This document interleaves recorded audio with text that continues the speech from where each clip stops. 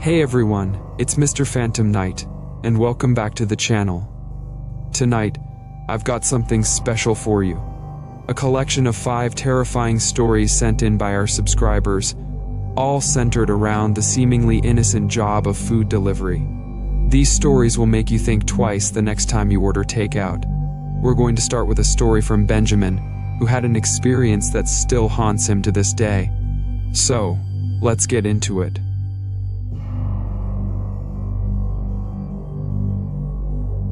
Hi Mr. Phantom Knight and fellow listeners, my name is Benjamin and I'm from a small town in Wisconsin where nothing much ever happens, at least. That's what I thought before that night. I've been working as a food delivery driver for about 2 years now. It's not the most glamorous job, but it pays the bills and allows me to interact with all sorts of people. Usually my nights consist of picking up orders, dropping them off, and repeating the process until my shift ends. However, one night, I received an order that changed everything for me. It was a cold, windy evening, and I was nearing the end of my shift.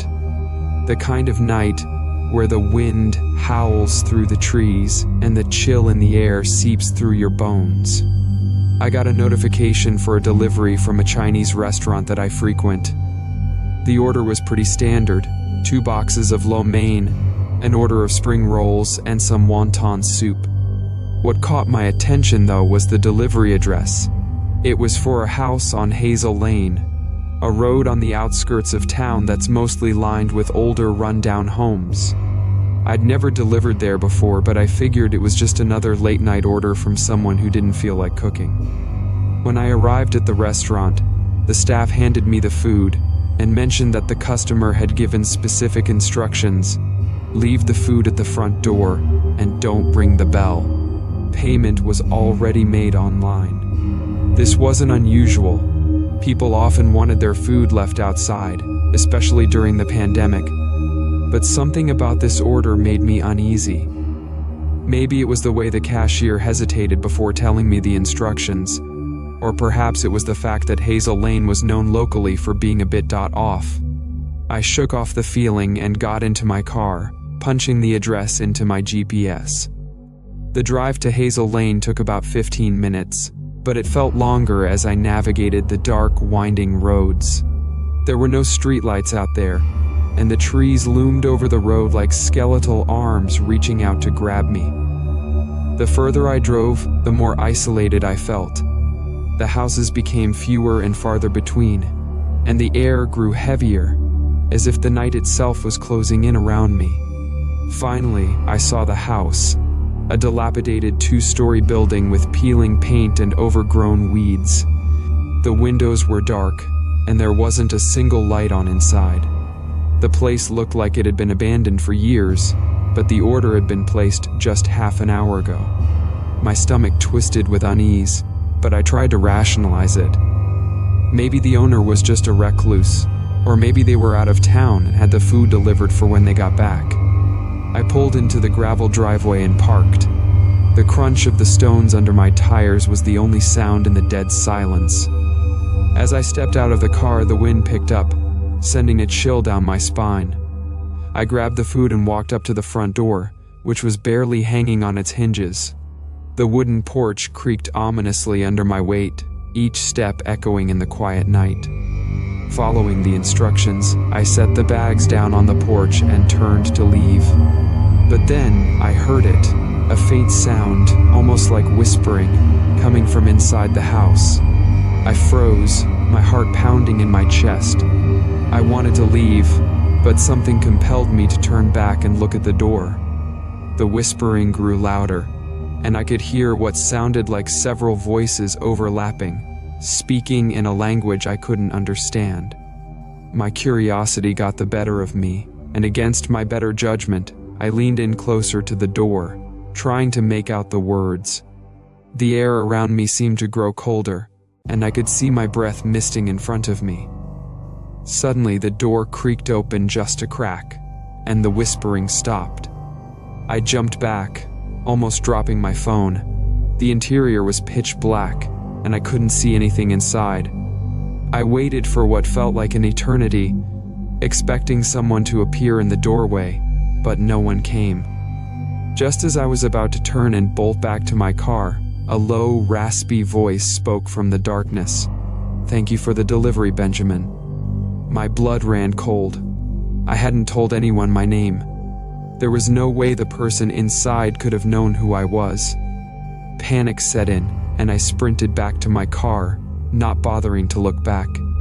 I could feel the presence of something, or someone, watching me as I fumbled with my keys and finally managed to get the door open. I jumped into the driver's seat, slammed the door shut and locked it. I sat there for a moment, my hands shaking as I gripped the steering wheel. My eyes were glued to the rearview mirror, half expecting to see a shadowy figure standing on the porch. But there was nothing, just the dark, empty house and the wind howling through the trees. I didn't stick around to find out what might be lurking in the shadows. I peeled out of the driveway and sped down the road, glancing in the rearview mirror to make sure no one was following me. The drive back to town was a blur. My mind was racing, trying to make sense of what had just happened. How did they know my name? Was it some kind of prank? But then, I remembered the voices, the strange overlapping whispers that seemed to come from all around me. They weren't normal, and neither was that house. When I finally made it back to town, I pulled into a well-lit parking lot and tried to calm down. I checked my phone and sure enough, the payment had gone through. But there was something else, a message in the delivery app. It was from the customer, and all it said was, "We've been expecting you." My stomach dropped. The message sent a wave of nausea through me, and I had to sit back and take deep breaths to keep from losing it right there in my car. Who were they? What did they want with me? The more I thought about it, the more I realized that something was very wrong with that house. I couldn't shake the feeling that I had narrowly escaped something terrible. I spent the rest of my shift in a daze, mechanically going through the motions of picking up and dropping off orders. But my mind was still on Hazel Lane. I kept checking the rearview mirror, convinced that something was following me. The dark, empty windows of the houses I passed seemed to watch me, their hollow eyes hiding secrets that I didn't want to uncover. When my shift finally ended, I drove home, still shaken. I live alone in a small apartment on the edge of town, and usually, it's a relief to come home to the quiet. But that night, the silence was oppressive. Every creak of the floorboards, every rustle of the wind outside my window made me jump. I couldn't sleep. Every time I closed my eyes, I saw the darkened doorway of that house, heard the whispering voices. Over the next few days, I tried to put the experience out of my mind, but it clung to me like a shadow. I found myself avoiding deliveries that took me near Hazel Lane, even though the rational part of my brain told me it was just a house, just a coincidence. But deep down, I knew that something was wrong with that place. Then, about a week later, I got another delivery notification late at night. My heart skipped a beat when I saw the address. It was Hazel Lane again, but this time, it was a different house number. I immediately declined the order, but I couldn't shake the feeling that it was no coincidence. It was as if that place was calling to me, trying to draw me back. That's when the nightmare started. Every night I dreamed of the house, its dark, empty windows, the overgrown weeds choking the life out of the yard. In my dreams, the door was always open, just a crack, and I could hear the whispering voices calling my name. Sometimes I would see shadowy figures moving inside, just out of sight. I would wake up in a cold sweat, my heart racing, the whispers still echoing in my ears. I started to dread going to work, afraid that I would be sent back to Hazel Lane. I even considered quitting, but I needed the money. Every night, I would tell myself that it was just a job, just a house, and that there was nothing to be afraid of. But deep down, I knew that wasn't true. One night, about a month after the first delivery, I was driving home after my shift when my car suddenly died. The engine sputtered and stalled, and no matter how many times I tried to start it, it wouldn't turn over. I was stranded in the middle of nowhere, with no houses in sight and no cell service. As I sat there in the dark, cursing my luck, I saw headlights in the distance. Relief flooded through me as the car approached, and I got out to flag it down. But as the car got closer, my relief turned to dread. The car was an old, beat-up sedan, and as it pulled up next to me, I saw that it was covered in dust and dirt, as if it hadn't been driven in years. The driver rolled down the window, and my blood ran cold when I saw who it was. It was a man, but his face was pale and gaunt, with hollow eyes that seemed to look right through me. He smiled, a thin, unsettling grin that sent a shiver down my spine. "Need a ride?" he asked, his voice low and raspy, just like the one I had heard at the house on Hazel Lane. I stepped back, my heart pounding in my chest. "No, I'm fine," I stammered, backing away from the car. The man's smile widened, and he leaned closer to the window. "We've been expecting you," he said, and my blood turned to ice. Before I could react, the car sped off, disappearing into the night. I stood there, shaking, trying to make sense of what had just happened. There was no way that man could have known me, could have known what happened at the house. But as I looked down the road, I realized that it led straight to Hazel Lane. I spent the rest of the night sitting in my car, too afraid to leave, too afraid to move. Eventually a tow truck came by, and I was able to get home, but the experience left me rattled. That was the last straw for me. I quit my job the next day and moved out of town. I couldn't stay there, not with the constant fear that I would be drawn back to that house, that something was waiting for me there.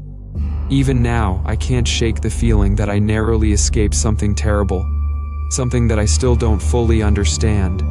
I've heard stories about haunted houses, about places where the veil between worlds is thin, but I never believed them until now. So, if you're ever in Wisconsin and you find yourself on Hazel Lane, do yourself a favor and turn around. Some places are better left alone. Thanks for listening to my story, and be careful out there.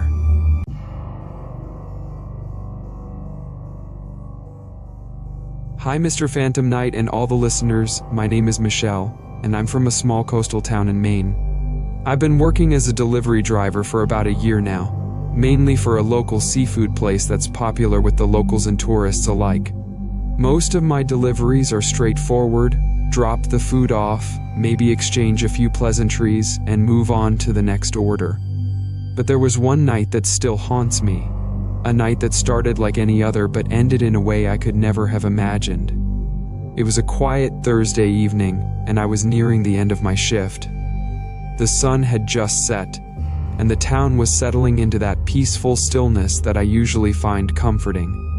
My last order of the night was for a house on the outskirts of town, a place I had never delivered to before. The house was located on a secluded stretch of road that ran along the edge of the forest, with no neighbors for miles.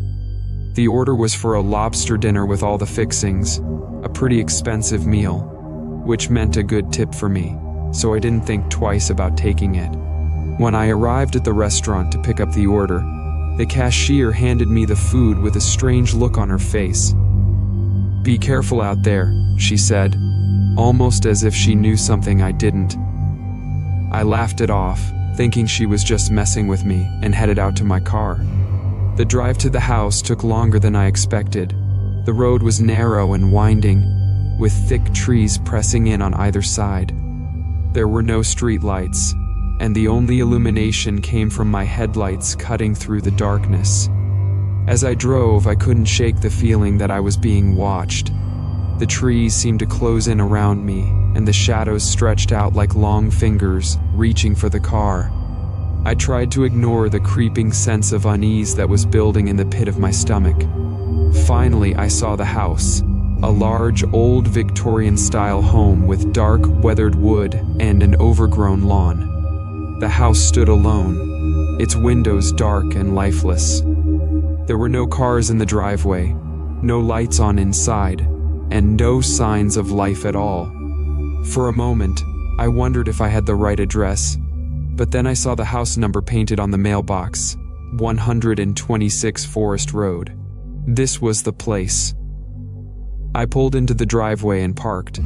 The air was thick with the smell of damp earth and pine, and the only sound was the wind rustling through the trees. I grabbed the food and headed up the stone path that led to the front door. As I walked, I noticed that the path was lined with old, crumbling statues. Angels, gargoyles, and other figures that had long since lost their features to time and weather. The statues seemed to watch me as I passed, their hollow eyes following my every move. When I reached the front door, I knocked and then waited. There was no answer. I knocked again, a little louder this time, but still nothing. I glanced around, feeling increasingly uneasy. The house loomed over me, its dark windows like empty eye sockets staring down at me. I checked the order again to make sure I had the right address. And then I noticed something strange. The instructions said to leave the food on the porch and walk away. I hadn't noticed that detail before, and it struck me as odd, but I figured it wasn't that unusual. People had strange requests sometimes. So I set the bags down on the porch and turned to leave. But as I was walking back to my car, I heard something, footsteps on the gravel path behind me. I froze, my heart pounding in my chest. I turned around slowly, expecting to see someone coming up the path, but there was no one there. The statues stood silently, their blank faces staring at me. I shook my head, trying to brush off the feeling of dread that was creeping over me. I was probably just being paranoid, I told myself. But as I reached for the car door, I heard it again, footsteps, closer this time, and the sound of breathing, heavy and labored. My hand froze on the car door handle, and I could feel my heart racing. Slowly, I turned around, and this time I saw something that made my blood run cold. Standing at the edge of the porch, right where I had left the food, was a figure. It was tall and thin, with long, bony limbs and skin that looked almost gray in the dim light. The figure was hunched over, its face obscured by long, matted hair. It was holding the food bags in its hands, but it wasn't eating. It was just standing there, staring at me. For a moment, I couldn't move. I was rooted to the spot, my eyes locked on the figure as it slowly lifted its head. I could just make out its face through the curtain of hair, sunken eyes, a mouth twisted into a grotesque grin, and teeth that looked sharp and jagged. It was grinning at me, and in that moment, I knew that whatever this thing was, it wasn't human. Panic surged through me, and I yanked the car door open, scrambling inside. My hands were shaking so badly that I could barely get the key into the ignition. As the car roared to life, I glanced back at the porch, but the figure was gone. The bags of food were still there, untouched, as if it had never been there at all. I didn't waste any time. I threw the car into reverse and sped down the driveway, the gravel crunching under the tires. My heart was racing, and my mind was spinning with questions. What had I just seen? Was it real? Or was my mind playing tricks on me? As I drove back towards town, I kept glancing in the rearview mirror, half expecting to see the figure chasing after me. But the road behind me was empty, just darkness stretching out into the distance. I drove faster, desperate to put as much distance between myself and that house as possible. When I finally reached town, I pulled into a gas station and parked under the bright lights. My hands were still shaking, and I could feel the adrenaline coursing through my veins. I sat there for a few minutes, trying to calm down, but the image of that figure wouldn't leave my mind. Its twisted grin, those sharp teeth, it was burned into my memory. I considered calling the police, but what would I say? That I saw something strange at a house in the middle of nowhere? They would probably think I was crazy. Besides, there was no way to prove what I had seen. The figure was gone, and the house was just a house. Creepy, yes, but there was nothing illegal about that. I decided to head home and try to forget about the whole thing. But as I was pulling out of the gas station, I got a notification on my phone. It was from the delivery app, confirming that the order had been delivered and paid for. But there was something else, another message from the customer. Thank you for the delivery. I hope you made it home safe. I stared at the message, my heart pounding in my chest. How did they know? How could they possibly know what had happened? My hands started shaking again, and I quickly turned off my phone, tossing it onto the passenger seat. I didn't want to see any more messages. I just wanted to get home, lock the door, and pretend this night had never happened. The drive home was a blur. I kept expecting to see that figure again, lurking in the shadows by the side of the road, but I made it back to my apartment without incident. I locked the door behind me and checked the windows, making sure everything was secure. But even then, I couldn't shake the feeling that I was being watched. I barely slept that night. Every time I closed my eyes, I saw that twisted grin, those sharp teeth. I kept hearing those footsteps, that labored breathing, echoing in my mind. By morning, I was exhausted, but I knew one thing for sure: I was never going back to that house. I reported the incident to my boss, telling him that I wasn't comfortable delivering to that area anymore. He didn't ask any questions, just nodded and said he understood. I don't know if he believed me, but I didn't care. I just wanted to put as much distance between myself and that house as possible.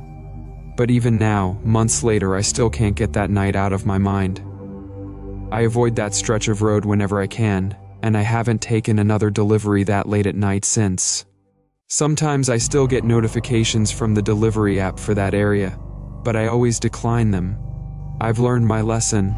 Some places are better left alone, and some deliveries are better left unfinished. So, to anyone out there listening, be careful. You never know what's waiting for you on the other side of that door. Thanks for listening to my story, and stay safe out there.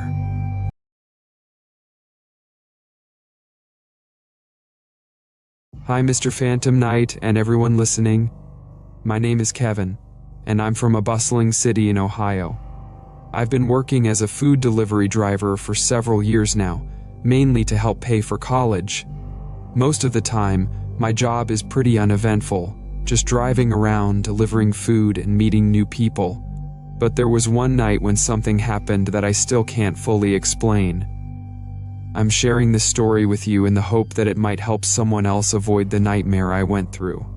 It was a Friday night, and the city was alive with people going out, meeting up with friends, and enjoying the start of the weekend. I was in the middle of a busy shift, with one delivery after another. Around 11 p.m., I got an order for a late-night delivery to an apartment complex on the edge of downtown. The complex was known for being a bit run down, but I didn't think much of it. I'd delivered there before, and it was usually just another stop on my route. When I arrived at the complex, I immediately noticed something strange. The parking lot was almost empty, which was unusual for a Friday night.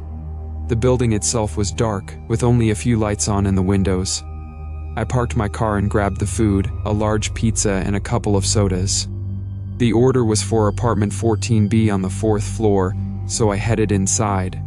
The lobby was eerily quiet, and the flickering fluorescent lights did nothing to ease my nerves. The air was thick with dust, and the walls were lined with outdated, peeling wallpaper. The elevator was out of order, so I had to take the stairs.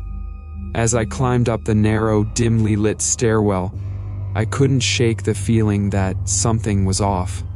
The walls were stained and cracked, and the air was heavy with the smell of dampness and decay. Each step I took seemed to echo louder than the last, amplifying my growing unease. When I reached the 4th floor, the hallway was just as dark and silent as the rest of the building. The only sound was the faint hum of the old light fixtures. I walked down the hall, counting the apartment numbers until I found 14 billions. The door was slightly ajar, which immediately set off alarm bells in my head. I hesitated for a moment, then knocked gently on the door. There was no answer. I knocked again, a bit louder this time. "Hello? Your food's here," I called out, trying to keep my voice steady. Still, there was no response. I pushed the door open a little further and peered inside. The apartment was pitch black, with only a sliver of light from the hallway illuminating the entryway. I could just make out the outline of a small, cramped living room with old, tattered furniture. The air inside was stale and cold, and I couldn't hear any signs of life. No TV, no footsteps, nothing. It was as if the entire place was frozen in time. As I stepped inside, the temperature seemed to drop noticeably, and a shiver ran down my spine. I could see dust motes dancing in the faint light, and the heavy silence was almost oppressive. The smell that hit me was overpowering, a sickly, sweet odor that was vaguely familiar but difficult to place. It was a nauseating scent that made my skin crawl. I called out again, "Hello, is anyone home?" My voice echoed through the apartment, but there was no reply. I considered just leaving the food on the floor and getting out of there, but something made me pause. Maybe it was curiosity, or maybe it was the nagging feeling that something wasn't right. I stepped inside just a few feet, and that's when I noticed something odd.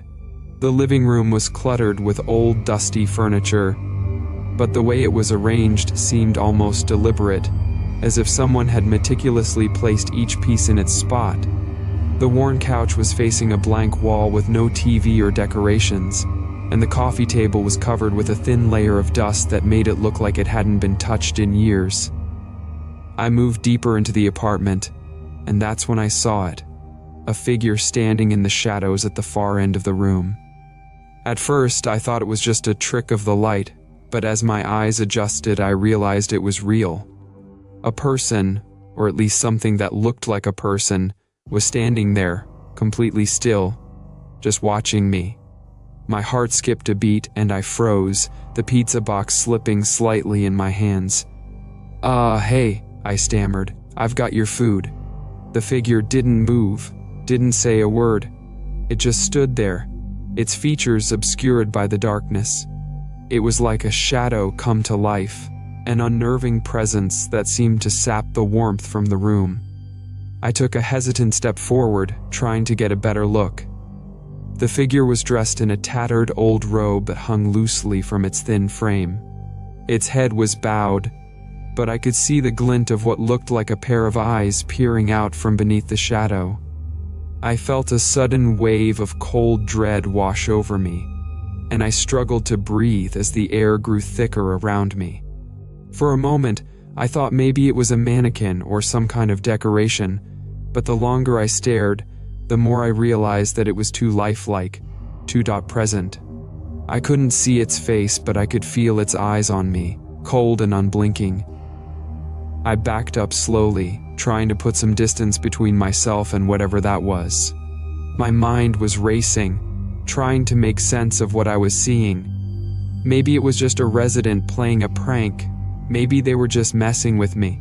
But deep down, I knew something was terribly wrong. As I took another step back, I heard a faint noise, a low, raspy whisper coming from the figure. I couldn't make out the words, but the sound alone was enough to send chills down my spine. It was like the whisper was coming from within the walls themselves, echoing in a way that was both haunting and unsettling. My instincts kicked in, and I turned on my heel, bolting out of the apartment. I didn't bother closing the door, I just ran. The hallway seemed longer than it had before, the shadows stretching out in front of me like dark tendrils. I could hear footsteps behind me, slow and deliberate, as if the figure was following me. The sound of those footsteps grew louder, and I could almost feel the oppressive presence pressing in on me from all sides. I didn't look back. I just kept running, my breath coming in short, panicked gasps. When I reached the stairs, I practically flew down them, taking 2 steps at a time. The building seemed to close in around me, the walls pressing in, the air growing colder with each step. The once familiar stairwell felt like a maze, and every creak of the old building seemed magnified. I could almost hear the whispers growing louder, like a chorus of voices urging me to hurry. By the time I reached the lobby, I was shaking so badly that I almost dropped the pizza. My hands fumbled as I tried to unlock the door, my fingers numb from the cold sweat that had coated them. I could hear the sound of the footsteps growing closer, the faint echo of that raspy whisper still lingering in my ears. I burst out of the building and sprinted to my car, the darkness of the parking lot swallowing me whole. I finally managed to get the car door open and scrambled inside, my heart pounding so hard it felt like it might burst from my chest. I fumbled with the keys, trying to start the car, and when it finally roared to life, I slammed the gear shift into drive and sped out of the parking lot, not daring to look back. It wasn't until I was halfway across town that I finally pulled over, my heart still racing, my mind spinning. The city lights seemed almost too bright, too harsh, as if they were exposing all the shadows I had tried to escape. I tried to make sense of what had just happened, but the more I thought about it, the less sense it made. Who or what had I seen in that apartment? And why hadn't they moved, or spoken, or done anything but stand there, watching me? I reported the incident to the delivery app, but they didn't seem too concerned. They just told me to mark the order as delivered and move on. I didn't tell them about the figure in the apartment. I wasn't sure they'd believe me anyway. But I knew what I had seen, and I knew that something was seriously wrong in that building. I took a break from delivering for a while after that. I just couldn't bring myself to go back out there, especially at night. Every time I thought about that apartment, I felt a cold dread wash over me, and I couldn't shake the feeling that I had narrowly escaped something terrible. Eventually, I went back to work, but I never accepted another order from that complex. I avoided that part of town altogether, and if I ever had to drive past it, I kept my eyes straight ahead, not daring to look at the building. The memories of that night lingered like a persistent shadow, haunting my dreams and making every dark corner seem like a potential threat. In the months that followed, I learned that the building had a reputation for being haunted. Rumors circulated about strange occurrences and unexplained noises. Some tenants claimed to have seen figures in the dark, while others spoke of eerie whispers and unsettling presences. It was as if my experience was just one piece of a larger, more disturbing puzzle. I also heard that the previous tenant of apartment 14B had disappeared without a trace. No one knew what had happened to them, and their apartment had remained empty for months before the new resident moved in. I couldn't help but wonder if my encounter was somehow connected to their disappearance, or if I had stumbled into something much darker. The building eventually fell into disrepair and was slated for demolition. I drove by once to see if there was any truth to the rumors. The place was as eerie as I remembered, its darkened windows and crumbling facade a haunting reminder of that night. I couldn't bring myself to go near it. I just drove past, keeping my eyes on the road and my mind occupied with anything but the memories. I've since moved on from delivering food. The experience left me with a lasting sense of unease that I couldn't shake. Every time I see a rundown building or an empty apartment complex, I'm reminded of that night and the unsettling presence that lurked in the shadows. So, to all the other delivery drivers out there, stay safe. You never know what's waiting for you on the other side of that door. And if you ever find yourself in a place that feels wrong, trust your instincts and get out of there as quickly as possible. Thanks for listening to my story, and take care.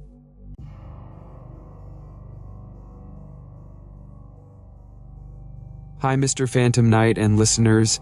I'm Evander from Portland, Oregon. I've been working as a delivery driver for about a year now, and while I've had my share of strange encounters, there's one delivery that stands out above the rest. I want to share this story in hopes that it might serve as a cautionary tale to anyone else who works in a job that takes them to unfamiliar places. It was a rainy evening in late October, and the weather was worsening by the minute. The rain pounded relentlessly against my windshield, and the wind howled through the trees, creating a symphony of eerie noises. I was ready to call it a night when I received a final order. One last delivery to a house on the outskirts of town. It was a bit out of my usual route, but the address seemed vaguely familiar. I'd delivered to that area before, but this particular house was new to me. As I drove toward the address, the street seemed to grow darker and more desolate. The houses became increasingly spaced out, and the trees along the road appeared twisted and gnarled, their branches clawing at the sky. The streetlights were few and far between, their flickering glow creating shifting shadows on the slick pavement. The atmosphere was heavy with an unsettling quiet, broken only by the sound of the rain. When I arrived at the house, I was immediately struck by its appearance. It was a large, old Victorian-style house, isolated and seemingly forgotten by time. The paint was peeling, revealing layers of wood that had weathered decades of neglect. The windows were covered in a foggy haze, and the front yard was overgrown with weeds. It looked like something out of a horror movie. I parked my car and grabbed the food, multiple bags of takeout, and approached the front door. The porch light was out, and the only illumination came from the distant glow of a street lamp. I fumbled with my phone's flashlight as I made my way up the creaky steps. As I reached the front door, I noticed it was slightly ajar. The sound seemed to reverberate through the walls, making it difficult to determine its exact source. Despite my growing fear, I decided to investigate. I carefully made my way up the creaky staircase, the sound of my footsteps echoing eerily in the quiet house. The second floor was just as dim and dusty as the first. The windows were covered in layers of grime, letting in only faint, filtered light. At the end of the hallway, I saw a door slightly ajar. The rhythmic thumping was louder now, and the humming was clearer, a haunting melody that sent shivers down my spine. I pushed the door open slowly, peering inside. The room was large and sparsely furnished. A heavy, old-fashioned bed sat in the center, covered with a tattered quilt. The air was thick with dust, and the floor was littered with old, forgotten belongings, faded photographs, dusty books, and broken toys. The rhythmic thumping seemed to come from a small antique music box on a nearby table. Its melody was faint but eerily pleasant, like a lullaby from a forgotten era. As I stepped further into the room, the rocking chair on the far side of the room caught my eye. It was moving back and forth slowly, as if someone or something had just been sitting in it. The sight of the chair swaying gently, with no visible cause, made my skin crawl. I was about to turn and leave when I noticed something disturbing on the floor, muddy footprints leading from the rocking chair to the door. The footprints were large and fresh, contrasting sharply with the dust-covered floor. They seemed to be getting clearer, as if someone had recently walked through the room. I followed the footprints with trembling hands, my breath coming in short, panicked bursts. The tracks led to the open door and back into the hallway. The sight of them growing fresher as they approached the staircase filled me with dread. My instincts screamed at me to get out of there. As I turned to leave, a loud bang echoed from upstairs, followed by the sound of something heavy being dragged across the floor. The noise was deafening, and it seemed to come from the same direction as the rhythmic thumping. I bolted down the stairs, nearly tripping over my own feet as I tried to escape. The sound of footsteps seemed to follow me, growing louder and closer with each step. I reached the bottom of the stairs and burst through the front door. The rain had intensified, and the wind howled through the empty street. I didn't dare look back at the house as I sprinted to my car, my heart racing and my mind spinning with fear. I threw the food into the passenger seat, not caring about the mess, and sped away, glancing nervously in the rearview mirror. As I drove away, I noticed that the rain was beginning to let up, and the clouds were starting to clear. The street lights seemed to flicker less ominously, and the oppressive atmosphere of the house began to fade. However, the sense of dread lingered. The next day, I couldn't shake the feeling of unease. I drove by the house again, hoping to see some sign of life or activity that would explain the previous night's events. The house still stood, dark and foreboding, its windows staring blankly out into the street. The door was still ajar, and the yard was even more overgrown than before. It was as if the house had become a ghostly presence in the neighborhood. I tried to report the incident to my manager, but they were dismissive, attributing it to a combination of my imagination and the stress of a long shift. They told me to mark the delivery as completed and move on. I felt frustrated and scared, knowing that my experience was real and that no one seemed to take it seriously. I haven't returned to that area since, and have been extra cautious about accepting deliveries to isolated or old houses. To this day, the memory of that night haunts me. The image of the rocking chair, the muddy footprints, and the eerie music box replay in my mind. I wonder what, or who, was in that house, and whether I narrowly escaped something truly sinister. I've heard rumors that the house was eventually condemned and slated for demolition. I drove by once to see if it was true, and the place looked even more decrepit than I remembered. Its darkened windows and crumbling facade giving off an even more foreboding aura. I couldn't bring myself to go near it. I just drove past, keeping my eyes on the road and trying to block out the memories. If you're a delivery driver, or someone who ventures into unknown places, always trust your instincts. Never ignore the signs that something is wrong, and don't hesitate to leave if something doesn't feel right. I hope my story serves as a warning to others to stay vigilant and stay safe. Thanks for listening, and take care.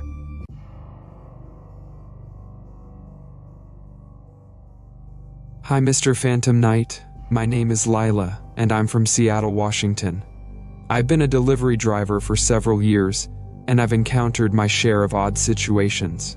But there's one delivery that stands out as the most unsettling experience I've ever had. I hope that by sharing this, others in the same line of work will be more cautious about where they go and what they encounter. It was a particularly dark and stormy evening in late October, the kind of night where the rain falls in sheets and the wind howls through the trees as if trying to communicate some ancient forgotten message. The weather had been bad all day, and the roads were slick with rain. I was looking forward to the end of my shift, already mentally planning my route back to the office when I received a final order. One last delivery to an address I wasn't familiar with.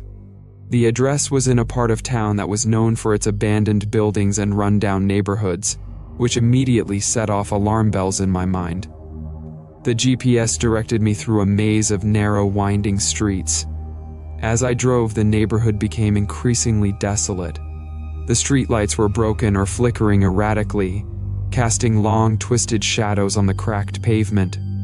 The rain beat down relentlessly, creating a constant droning noise that filled the car and drowned out any other sounds. When I finally reached the address, I was greeted by a sight that sent a shiver down my spine. It was an old, dilapidated apartment building that looked like it hadn't seen a coat of paint in decades. The structure was sagging in places, with windows either boarded up or shattered.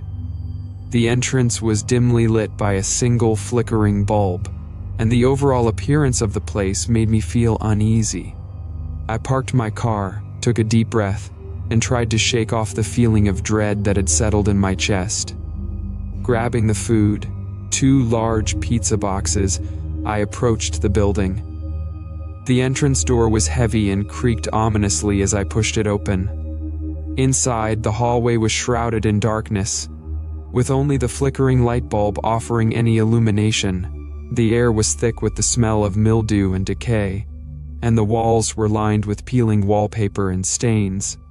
As I made my way down the hallway, my footsteps echoed off the walls, creating an eerie sound that seemed to magnify my sense of unease.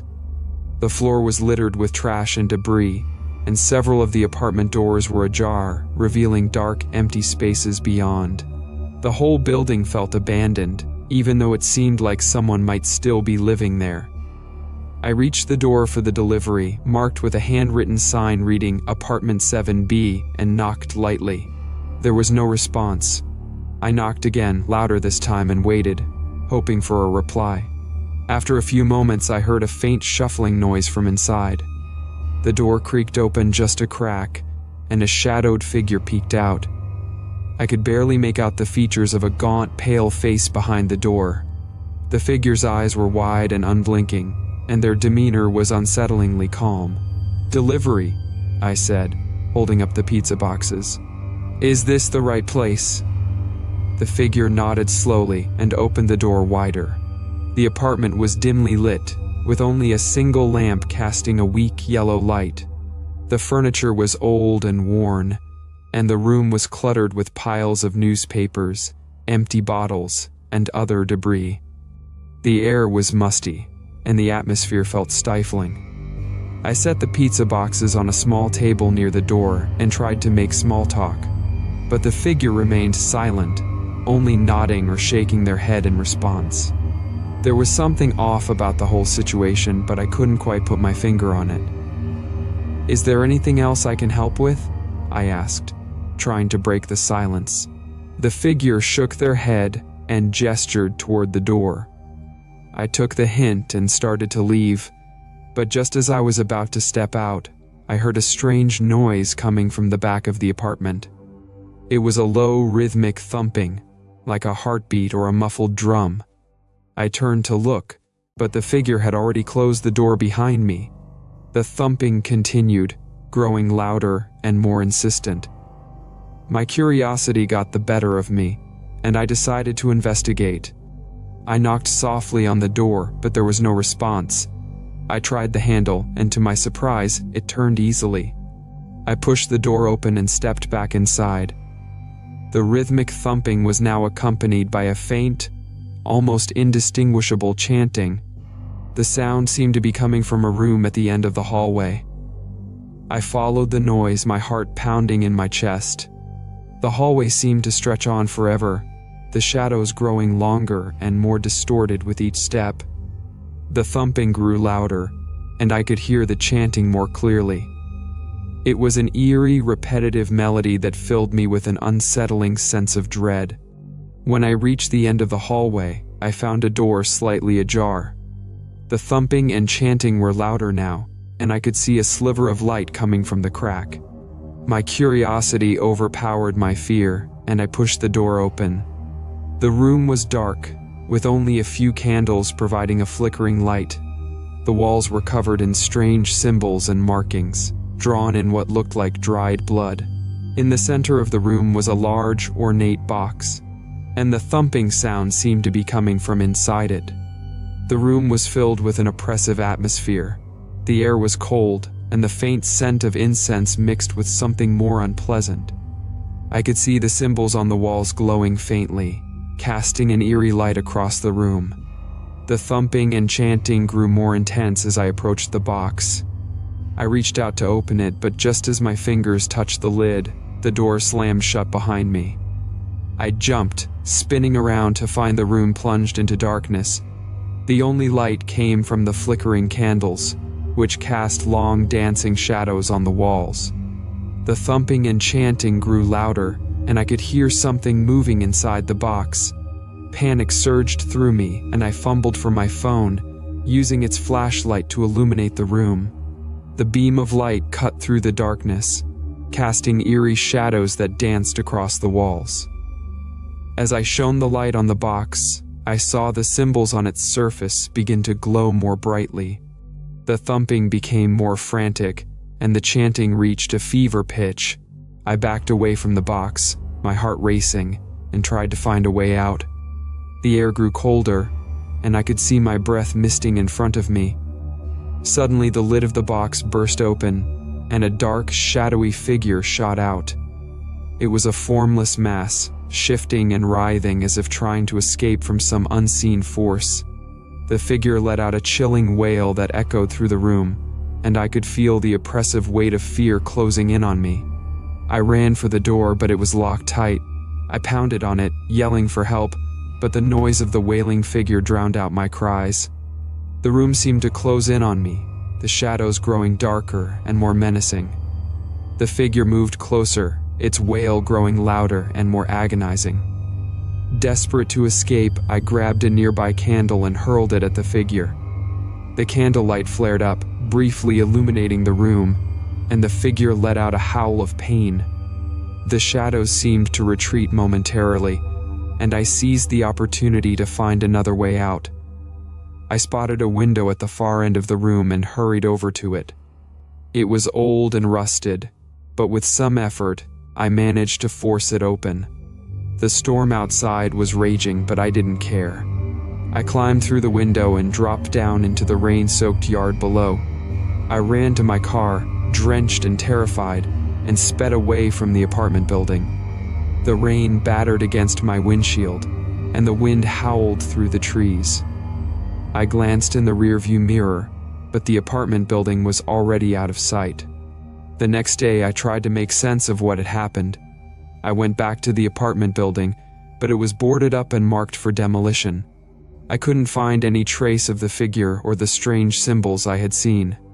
It was as if the building and everything inside it had vanished overnight. I haven't been able to shake the feeling of dread that has lingered since that night. The memory of the wailing figure and the dark, oppressive atmosphere of the apartment still haunt me. I don't know what I encountered that night, but I hope I never have to face anything like it again. In the days following the incident, I tried to gather more information about the apartment building. I contacted local authorities and searched online for any news or reports, but there was nothing. It was as if the building and its inhabitants had never existed. The area was rapidly being redeveloped, and the building's existence seemed to be erased from memory. I spoke to a few locals who lived nearby, but they were either unwilling to discuss the building or claimed to know nothing about it. Some of them seemed nervous, as if they were hiding something. It was clear that there was a sense of unease about the area, but no one would provide any concrete information. The experience left me deeply shaken. I've always been cautious and vigilant during my deliveries, but this encounter made me question everything.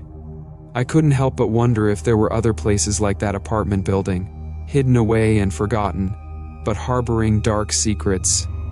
My colleagues at work were sympathetic, but skeptical when I recounted my story. They joked about it, saying that it was just a bad combination of an old building and a tired mind. But I knew what I had experienced was real, and the fear I felt that night was something I couldn't easily dismiss. To anyone who finds themselves in a similar line of work, always be cautious of the places you go and the people you meet. Some locations have an unsettling energy, and some situations are far more dangerous than they appear. Trust your instincts and don't hesitate to back out if something feels off. It's better to be safe than sorry. I hope sharing my story serves as a warning and a reminder that not all deliveries are as straightforward as they seem. Stay safe out there, and remember that sometimes the scariest things are those we can't easily explain. Thanks for listening. That wraps up our series on food delivery horror. I hope you found these 5 creepy stories as chilling as I did. Each tale brought its own unique blend of suspense and terror, reminding us all that sometimes the most ordinary tasks can turn into the most extraordinary nightmares. A big thank you to all the subscribers who shared their unsettling experiences. Your stories have truly given us a glimpse into the eerie side of everyday life. Remember to stay vigilant and safe out there. Sometimes the scariest things are those we can't easily explain. If you enjoyed these stories, make sure to like, comment, and subscribe for more spine-tingling content. Until next time, keep your lights on and your wits about you. Thanks for watching.